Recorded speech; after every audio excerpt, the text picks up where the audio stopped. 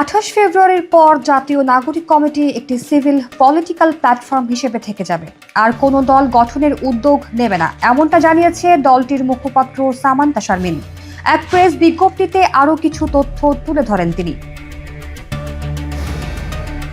26 ফেব্রুয়ারি রাতে প্রকাশিত ওই বিজ্ঞপ্তিতে বলা হয়, জাতীয় নাগরিক কমিটির কেন্দ্রীয় কার্যালয়ে কেন্দ্রীয় সদস্যদের উপস্থিতিতে 11তম সাধারণ সভায় সর্বসম্মতিক্রমে সিদ্ধান্ত গৃহীত হয়েছে। এর মাধ্যমে আহ্বায়ক, সদস্য সচিব, মুখপাত্র, মুখ্য সংগঠক ব্যতীত জাতীয় নাগরিক কমিটির অবশিষ্ট অর্গানোগ্রাম, নির্বাহী কমিটি, সেলসমূহ ও সার্চ কমিটি বিলুপ্ত ঘোষণা করা হয়েছে। আসন্ন রাজনৈতিক দলে যোগদানকারী সব কেন্দ্রীয় সদস্যের সদস্য পদ আগামী 28 ফেব্রুয়ারির দল ঘোষণার পূর্ব পর্যন্ত বহাল থাকবে। রাজনৈতিক দলে অন্তর্ভুক্তির সঙ্গে সঙ্গে সংশ্লিষ্ট সদস্যের পদ বাতিল হিসেবে গণ্য হবে। দলে যোগ দিচ্ছেন না এমন সদস্যদের পদ বহাল থাকবে।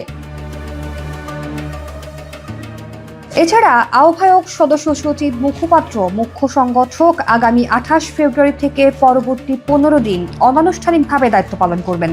তাদের উদ্যোগে জাতীয় নাগরিক কমিটির 3 জনের আনুষ্ঠানিক ফোরাম পরবর্তী অর্গানোগ্রাম নির্ধারণ করবে।